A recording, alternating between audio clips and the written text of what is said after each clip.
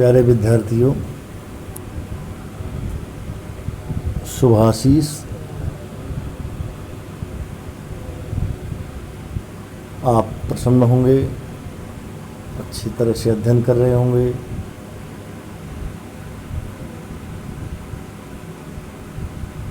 मैं doctor Mahendra Kumar Sharma, assistant professor contract, government college Gangapur city. हम BA part 3 के फर्स्ट पेपर पॉलिटिकल साइंस में प्लेटो द्वारा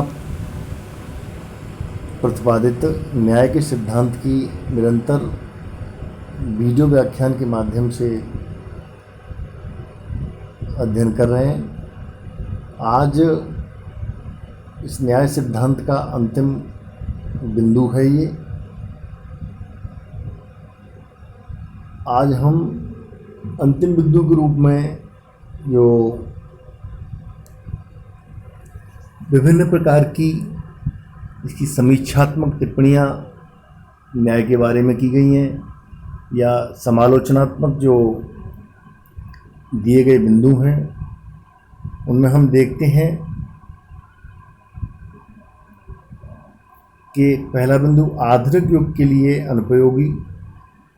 विद्वानों ने ऐसा माना है, आलोचना करते हुए, कि प्लेटो द्वारा प्रतिपादित जो न्याय का सिद्धांत है वो आधुनिक समय में किसी भी प्रकार के काम का नहीं है, अनुपयोगी है। क्योंकि व्यक्ति अपने लाभ के लिए व्यवसाय परिवर्तन में नहीं हिचकिचाता है, अर्थात व्यक्तिगत लाभ के लिए वह व्यवसाय को परिवर्तित करने में देरी नहीं लगाएगा।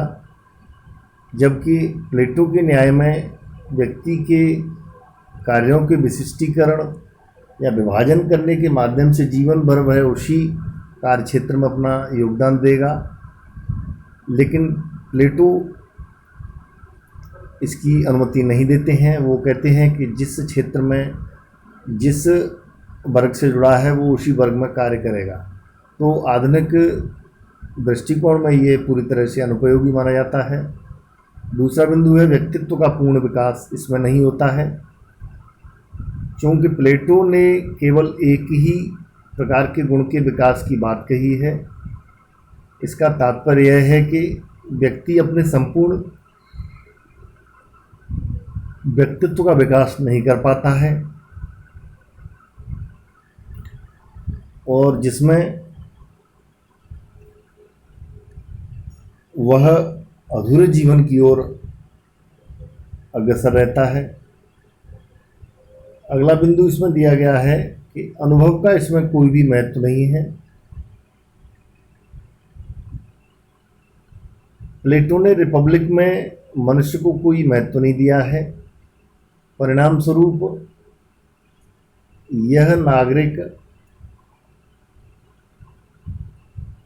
वह नागरिक जीवन में एक महत्वपूर्ण पक्ष को समझने में असमर्थ रहता है। फिर अगला बिंदु है अत्यधिक पृथक्करण।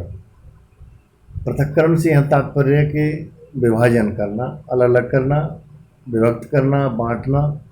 बार्कर ने प्लेटो के न्याय सिद्धांत पर यह आरोप लगाया है कि प्लेटो ने समाज के 3 भाग बना दिए हैं तथा यह नहीं बताया कि एक वर्ग में कार्य करने वाले दूसरे वर्ग में कैसे जा सकते हैं। इस बात पर प्लेटो का यह तार्किक सिद्धांत अपने आप में मौन है।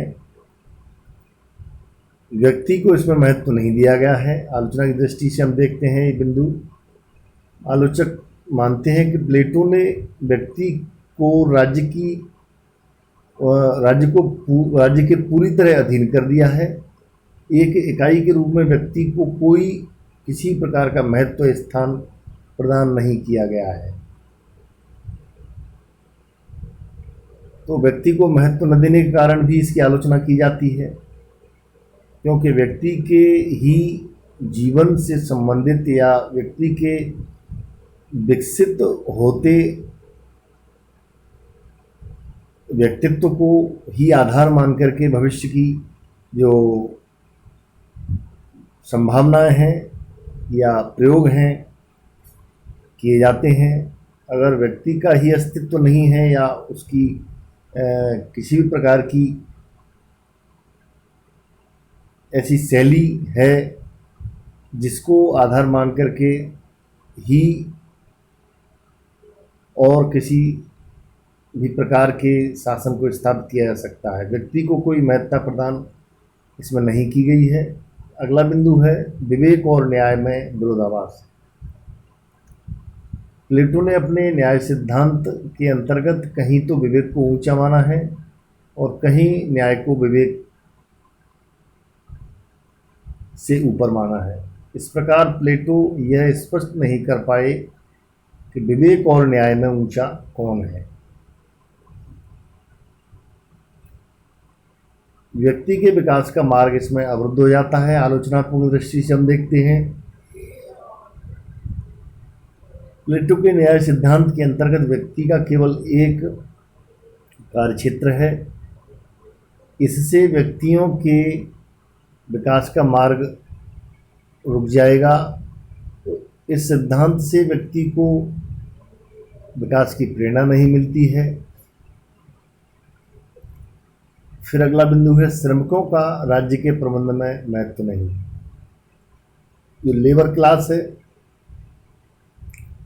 क्योंकि जो तीसरा इन्होंने वर्ग माना है उत्पादक वर्ग वाणिज्यिक वर्ग के ही समानार्थी, तो यहाँ पर श्रमिकों की बात नहीं कही गई है,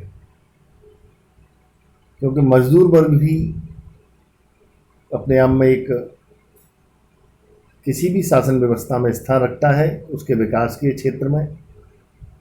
तो प्रोफेसर सेवाइन ने कहा है कि प्लेटो ने श्रमिकों का राज्य के प्रबंध तथा उसकी स्थिति निर्धारण के क्षेत्र में कोई महत्व स्वीकार नहीं किया है।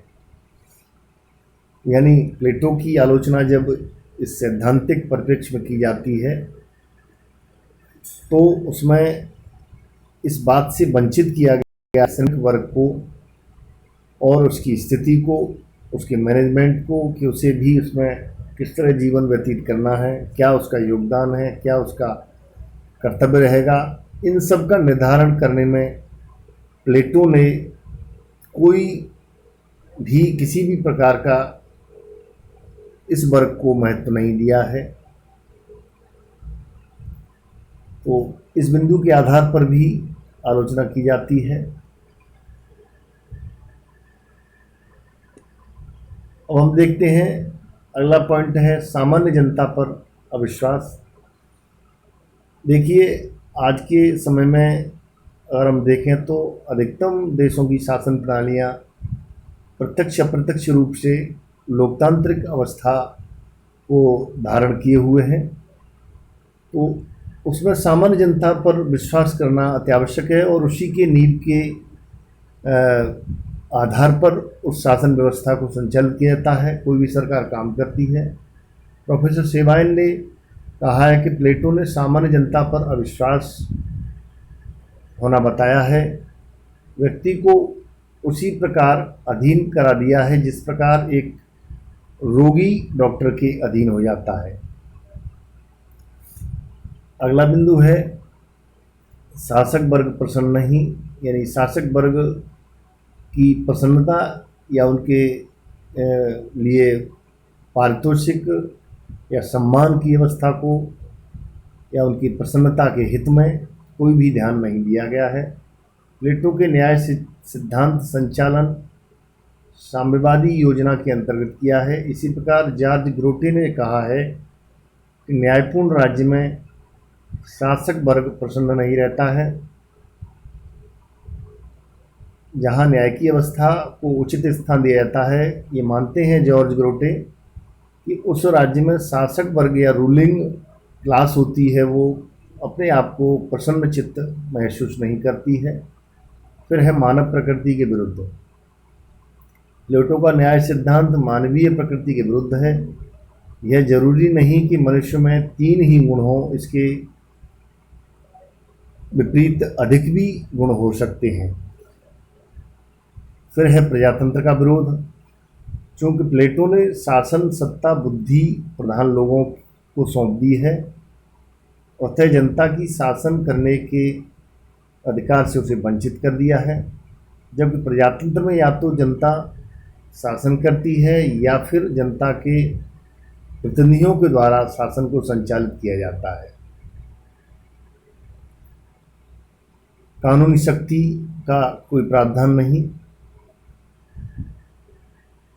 आलोचकों की मान्यता है कि न्याय सिद्धांत को लागू करवाने के लिए कोई ऐसी शक्ति नहीं है जो उसे बाध्यता से लागू करवाए। बार्कर के अनुसार प्लेटो का न्याय मनुष्यों को अपने कर्तव्य तक सीमित करता है। बार्कर ने ये कथन दिया है, मानते हैं कि प्लेटो का जो न्याय है वो मनुष्यों को अपने कर्तव्य तक सीमित करता है।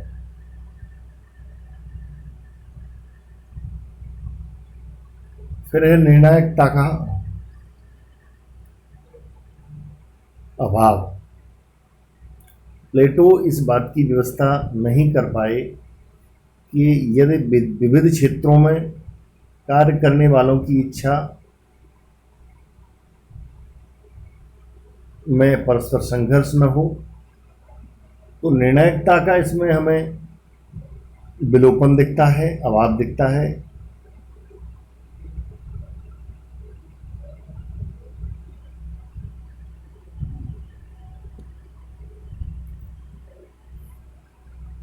या कार्य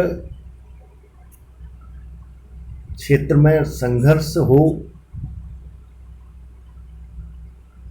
जाने की स्थिति में तो उस संघर्ष की अवस्था को हल करने की जिम्मेदारी किसकी हो, और कौन यह निर्णय करेगा कि अमुक व्यक्ति दोषी है या स्वभाव में विवेक की इसमें प्रधानता है अथवा साहस की या फिर आत्मसंयम की। यानी तीनों का जो निर्णायक तरीका है वो दिखाई हमें नहीं देता है। आलोचना की दृष्टि से ये भी बिंदु है। इस प्रकार हम देखते हैं कि प्लेटो के न्याय सिद्धांत की जो आलोचनाएं की गई हैं उनमें अनेक अधिक महत्व की हैं, अनेक अधिक महत्व की नहीं है। प्लेटो ने न्याय शब्द का प्रयोग आधुनिक अर्थ में किया ही नहीं है। वास्तव में प्लेटो की न्याय योजना दोषपूर्ण नहीं है, बल्कि इसको व्यवहार में लाने के लिए काफ़ी कठिनाइयाँ आती हैं। सिद्धांत रूप में न्याय धारणा में दोनों तत्व निहित हैं। यह सिद्धांत न केवल मानव को सद्गुणी बनाता है बल्कि राज्य को भी मर्यादा में रखने के लिए उपयुक्त माना था। यदि प्लेटो के न्याय सिद्धांत के अनुसार आदर्श राज्य की स्थापना हो जाती है तो व्यक्ति और समाज दोनों ही अनुशासित हो जाएंगे। और यह कहना ठीक है कि प्लेटो के न्याय सिद्धांत में कर्तव्यों का उल्लेख किया गया है। आधुनिक युग में यह सिद्धांत इसलिए महत्वपूर्ण है कि यह भ्रष्टाचार को समाप्त करने, व्यक्ति तथा समाज को अनुशासित करने में अपना महत्वपूर्ण योगदान देता है या एक महत्वपूर्ण अस्त्र के समान है। इस प्रकार से ये जो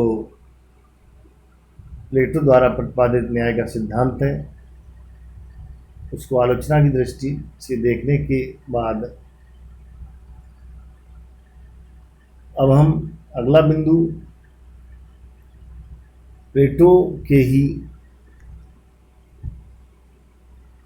दिए गए प्रमुख कंसेप्ट शिक्षा पर लेंगे। तब तक के लिए धन्यवाद।